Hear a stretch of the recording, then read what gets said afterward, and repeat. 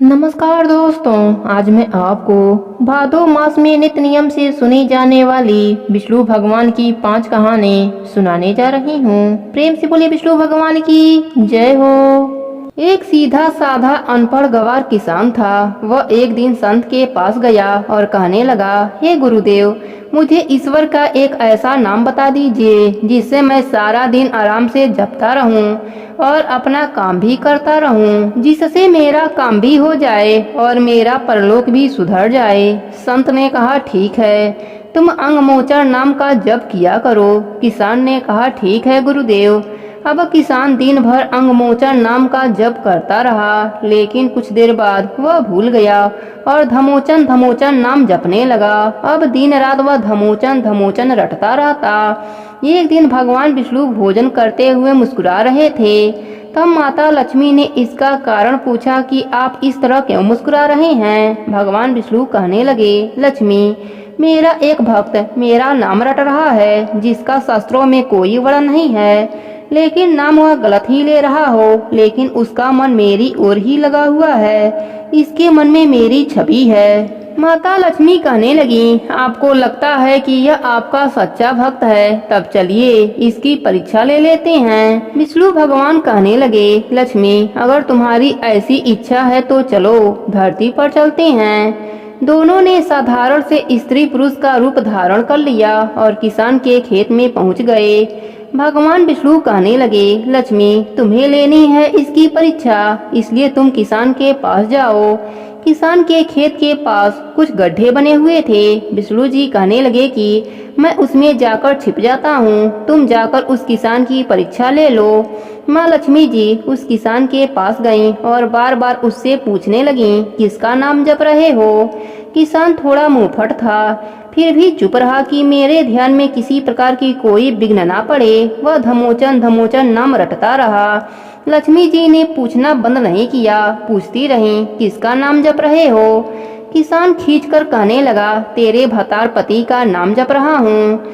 लक्ष्मी जी सोचती हैं, शायद किसान मुझे पहचान लिया। लक्ष्मी जी ने फिर से पूछा, अगर मेरे भतार का नाम जप रहे हो तो वह कहाँ हैं। किसान फिर गुस्से में बोला, यहीं होगा किसी गड्ढे में, जाओ ढूंढ लो। लक्ष्मी जी ने विष्णु भगवान को पुकारा कि प्रभु बाहर आ जाइए, यह तो सचमुच आपका ही भक्त है। इसने तो मुझे भी पहचान लिया और आपके बारे में भी सब कुछ जानता है। भगवान विष्णु और माता लक्ष्मी जी उसे साक्षात अपने दिव्य रूप के दर्शन दिए। कहने का भाव यह है कि भगवान तो भाव के भूखे हैं। निश्चल भाव से, सच्चे मन से भगवान को जो जपते हैं तो भगवान उन्हें जरूर मिलते हैं। हे प्रभु, हे माता, जैसे आपने किसान को दर्शन दिया, उसका जीवन सार्थक किया, वैसे ही हम सब पर भी अपनी दया दृष्टि बनाए रखना। प्रेम से बोले विष्णु भगवान की जय हो, लक्ष्मी माता की जय हो। एक समय की बात है, एक गांव में एक सेठ जी रहते थे। वह सेठ जी बहुत कंजूस थे। उसी गांव में एक संत जी उस गांव के तालाब के किनारे रहते थे। उनको भगवान पर बहुत विश्वास था। वह विष्णु भगवान का पूजा पाठ करते थे। मंदिर में जाकर विष्णु भगवान की आराधना करते थे। एक बार की बात है, एक दिन सेठ जी ने अपने बेटे को दुकान पर बैठा दिया और बोले कि बेटा, बिना पैसे लिए किसी को भी कोई सामान मत देना, मैं अभी आता हूँ। सेठ जी के जाने के बाद सेठ जी के दुकान पर वही संत सामान लेने आए। वह अलग अलग जगह से भोजन सामग्री लेते थे। वह संत उस लड़के से बोले, बेटा जरा सा नमक दे दो। उस लड़के ने संत को डिब्बा खोलकर एक चम्मच नमक दे दिया। संत जी नमक लेकर चले गए। इसके बाद सेठ जी अपने दुकान पर आए तो उन्होंने देखा एक डब्बा खुला है। सेठ जी ने अपने बेटे से पूछा कि बेटा, आज तुमने क्या क्या बेचा। बेटा बोला, पिताजी, एक संत जो तालाब के किनारे रहते हैं, मैंने उनको एक चम्मच नमक दिया है। सेठ जी का माथा ठनका। वह बोले, अरे मूर्ख, इसमें तो जहरीला पदार्थ था, नमक नहीं है। सेठ जी बड़े ही चिंतित हुए और वह भागकर उस संत के पास गए। जब तक सेठ जी संत के पास पहुँचे तब तक संत भोजन बनाकर भगवान का भोग लगाकर खाने की थाली लेकर बैठ चुके थे। सेठ जी दूर से ही बोले, हे महाराज रुकिए, आप जो नमक लाए थे वह नमक नहीं था बल्कि जहरीला पदार्थ था। कृपा करके आप यह भोजन मत करिए। तब संत ने कहा, भाई हम तो भोजन ग्रहण करेंगे क्योंकि भगवान को यही भोजन भोग लगाया है और भोग लगाकर भोजन को बीच में नहीं छोड़ते। अगर भोग नहीं लगता तो हम भोजन को छोड़ देते और भोजन नहीं करते। यह कहकर संत ने भोजन को प्रसाद समझकर खाना शुरू कर दिया। सेठ जी को बहुत आश्चर्य हुआ। सेठ जी रात भर वहीं बैठे रहे। सेठ जी को रह रह कर चिंता सता रही थी कि अगर संत को कुछ हो गया तो बहुत बदनामी हो जाएगी। रात में अगर संत जी की तबीयत बिगड़ी तो मैं वैद्य को दिखा दूंगा। यही सोचकर सेठ रात भर संत जी के पास रुके रहे। सोचते सोचते सेठ जी को भी नींद आ गई और सुबह हुई तो रोज की तरह संत वह उठ गए और नदी में स्नान करने लगे। तब सेठ जी ने कहा, महाराज आपकी तबीयत तो ठीक है? संत बोले, हाँ मैं बिल्कुल ठीक हूँ, भगवान की सब कृपा है। फिर संत स्नान करके भगवान के मंदिर में गए। संत के साथ सेठ जी भी उनके साथ गए। जब मंदिर का द्वार खुला तो सब देखे कि भगवान का जो प्रतिमा था वह काला पड़ गया है। तब सेठ जी और संत जी को पता चला कि भोजन का सारा जहर भगवान खुद ही ग्रहण कर लिए हैं। यह देखकर सेठ जी अपने घर गए और अपने घर का सारा जिम्मेदारी बेटे को सौंपकर संत जी के साथ भगवान के चरणों में आ गए। इस प्रकार भगवान पर विश्वास हो तो सब संभव हो सकता है। प्रेम से बोलिए विष्णु भगवान की जय हो। एक समय की बात है, किसी नगर में एक सेठ और सेठानी रहते थे। उनका कोई संतान न था। भगवान की कृपा से उनके घर में धन धान की कोई कमी नहीं थी। सेठानी विष्णु भगवान की अटूट भक्त थी। रोज उनकी पूजा सेवा करती, उन्हें भोग लगाती, उसके बाद ही खुद भोजन करती थी। पर सेठ को सेठानी का दिन रात पूजा करना बिल्कुल पसंद नहीं था। बच्चा ना होने से वह बहुत दुखी रहता था। एक दिन सेठ ने नाराज होकर सेठानी को घर से निकाल दिया। सेठानी ने बहुत विनती करी पर सेठ नहीं माना। अब सेठानी सोचने लगी, अब कहाँ जाऊं, और वह जंगल की ओर चल दी। जंगल में देखा वहाँ 4 आदमी मिट्टी खोदने का काम कर रहे हैं। सेठानी उनसे बोली, मैं घर से भटक गई हूँ, रहने का कोई ठिकाना नहीं है, तो मुझे भी कोई काम दे दो। उन्हें सेठानी पर दया आ गई और उन्होंने उसे काम पर रख लिया।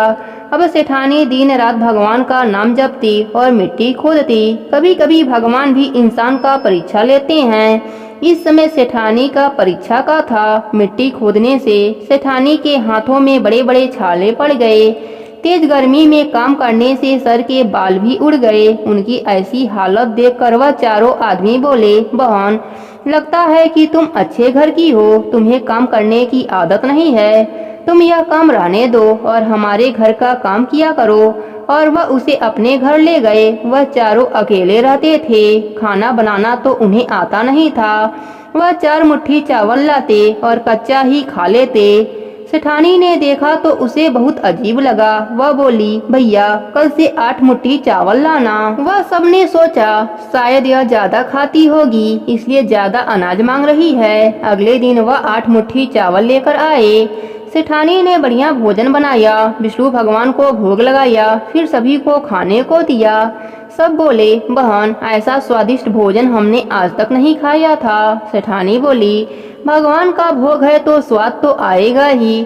अब चारों आदमी सगी बहन के तरह सेठानी का ख्याल रखने लगे। अब सेठ के घर में सेठानी के जाने के बाद बुरा समय आ गया। आस पड़ोस के लोग कहने लगे, यह तो सेठानी के भाग्य का खाता था। अब सेठ को बहुत पछतावा हुआ। एक दिन वह सेठानी को ढूंढने चल दिया और उसी जंगल में पहुंचा जहां चारों आदमी मिट्टी खोदने का काम कर रहे थे। सेठ उन्हें देखकर बोला, भाई मुझे कोई काम दे दो। उन्होंने सेठ जी को भी काम पर रख लिया। मिट्टी खोदने से सेठ जी के हाथों में छाले पड़ गए और सर के बाल भी उड़ गए। सेठ की ऐसी हालत देखकर वह चारों उन्हें अपने घर ले गए। सेठानी घूंघट में थी, सेठ को देख नहीं पाई। उसने सभी के लिए भोजन तैयार किया। और हर रोज की तरह भगवान विष्णु को भोग लगाया और चारों भाइयों को भोजन परोसा। जब सेठ को भोजन परोसने लगी तब विष्णु भगवान ने उसका हाथ पकड़ लिया। सेठानी बड़ी हैरान हो गई। चारों भाई बोले, बहन भोजन क्यों नहीं परोस रही हो? वह बोली, मैं कुछ नहीं कर रही हूँ, मेरा हाथ तो भगवान विष्णु ने पकड़ रखा है। भाई बोले, मुझे भी भगवान के दर्शन कराओ। उसके प्रार्थना पर विष्णु भगवान सबके समक्ष प्रकट हो गए। सभी ने दर्शन किए। सेठानी ने घूंघट उठाया तो सेठ सेठानी ने एक दूसरे को देख लिया। सेठ ने अपने किए की भगवान विष्णु से क्षमा मांगी और सेठानी जी से भी क्षमा मांगी और अपने साथ चलने को कहा। भाइयों ने अपनी बहन को बहुत सा धन देकर विदा किया। अब सेठानी के साथ सेठ जी भी विष्णु भगवान की पूजा करने लगे, जिसके फल से उनका घर अन्य धन से भर गया और कुछ ही दिनों में विष्णु भगवान जी की कृपा से उनके घर में पुत्र रत्न की प्राप्ति हुई। हे विष्णु भगवान, जैसी कृपा सेठ सेठानी पर करी वैसे ही अपने सभी भक्तों पर अपनी कृपा बनाए रखना। प्रेम से बोले विष्णु भगवान की जय हो। एक समय की बात है, भगवान नारायण लक्ष्मी जी से बोले, लोगों में इतनी भक्ति बढ़ गई है कि सब नारायण नारायण करते हैं। तो लक्ष्मी जी बोली, आपको पाने के लिए नहीं, मुझे पाने के लिए भक्ति बढ़ी है। तो भगवान नारायण बोले, लोग लक्ष्मी लक्ष्मी का जप तो नहीं करते। तब लक्ष्मी जी बोली, विश्वास ना हो तो परीक्षा हो जाए। तब भगवान नारायण एक गांव में ब्राह्मण का रूप लेकर गए और एक घर का दरवाजा खटखटाया। तब घर के मालिक ने दरवाजा खोला और पूछा, जी कहिए। तो भगवान बोले, हम तुम्हारे नगर में भगवान का कथा कीर्तन करना चाहते हैं। वह आदमी बोला, ठीक है महाराज, जब तक कथा होगी तब तक आप मेरे घर में रहना। गांव के सब लोग इकट्ठे हुए और सब तैयारियां कर दी। पहले दिन कुछ लोग आए। अगर भगवान स्वयं कथा कह रहे हैं तो लोग क्यों नहीं आएंगे।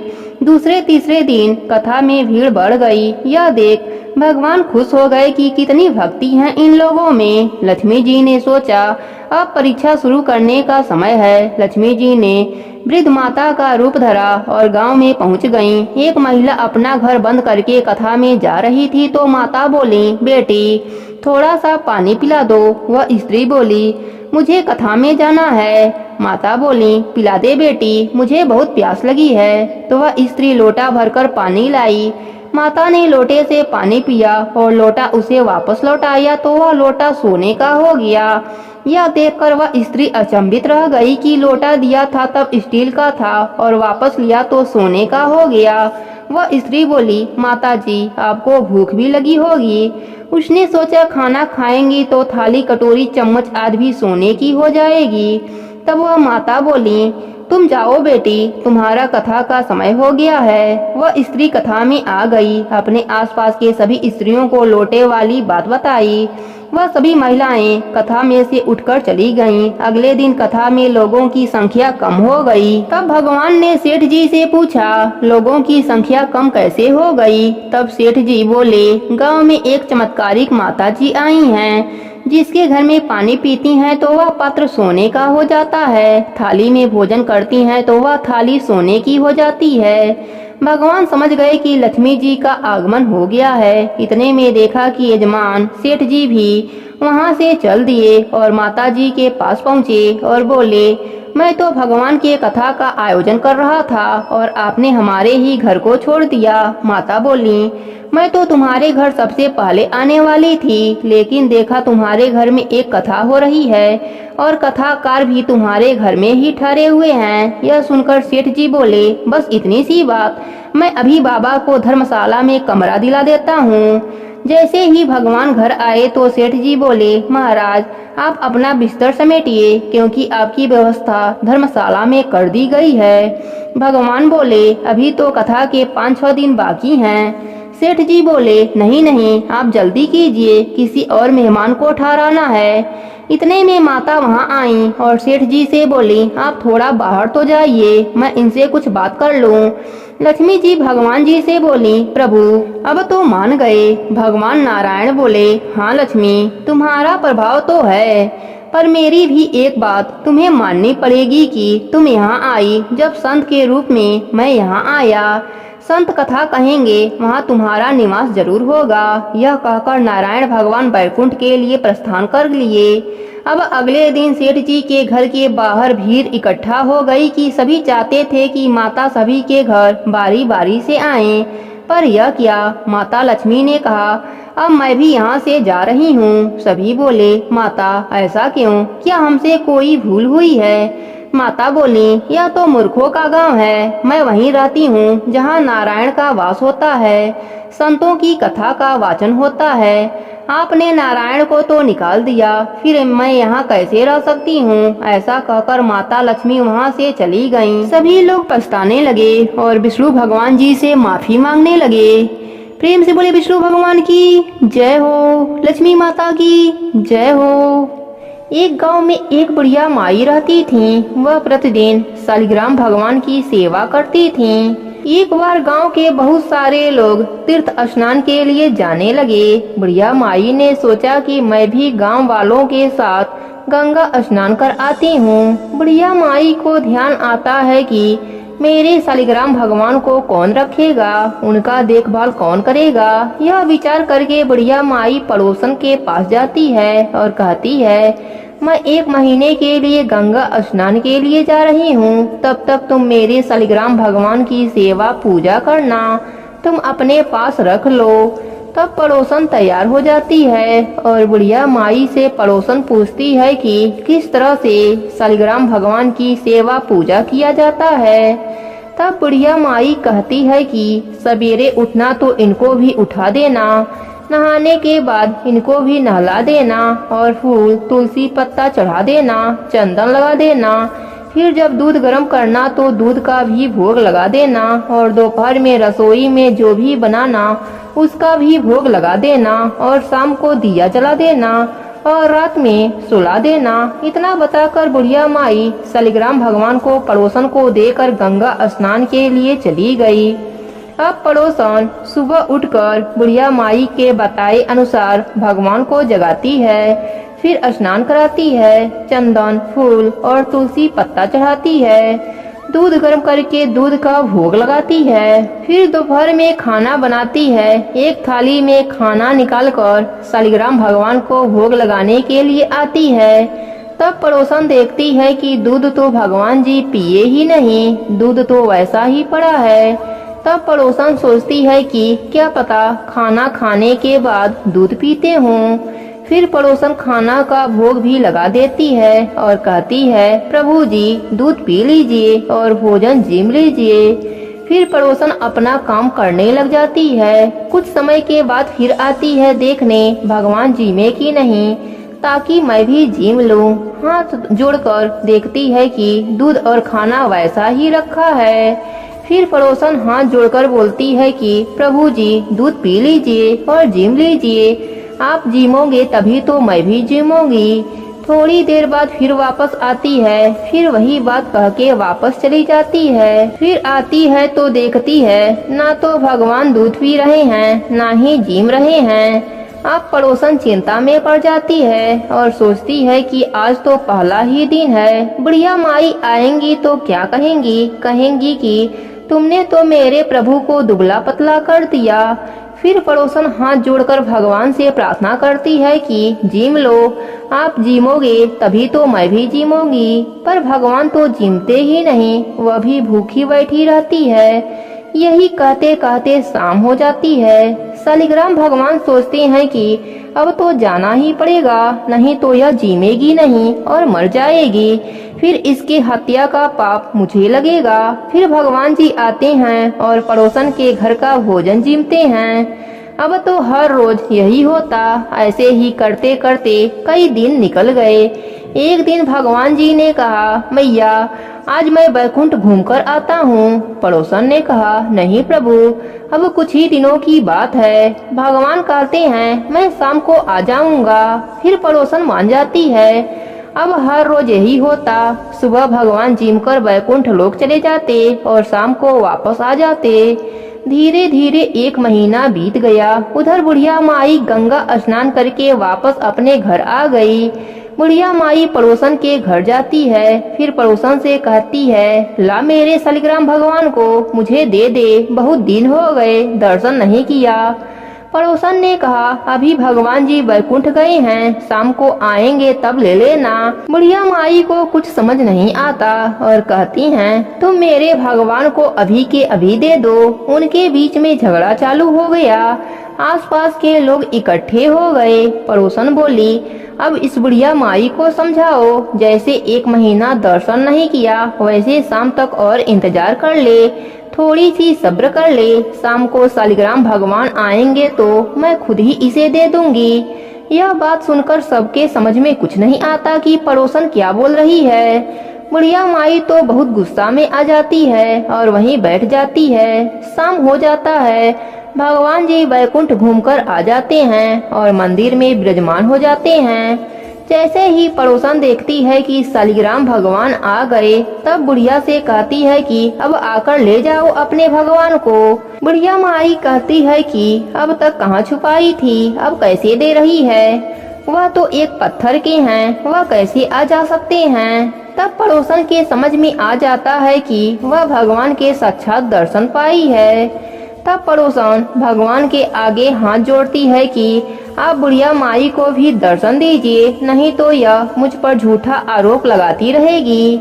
तब भगवान जी बुढ़िया माई को भी दर्शन देते हैं। बुढ़िया माई भगवान का दर्शन पाकर बहुत खुश होती है, भगवान जी के चरणों में लौटने लगती है और बुढ़िया माई पड़ोसन के भी पैर पकड़ने लगती है। कहती है, मैंने तुम्हारे पुण्य प्रताप से, तुम्हारे वजह से प्रभु के दर्शन पाए हैं। हे शालिग्राम भगवान जी, जो भी आपकी कहानी सुने उसे भी दर्शन देना, अपनी कृपा देना और अंत में बैकुंठ का वास देना। प्रेम से बोलिए शालिग्राम भगवान की जय हो।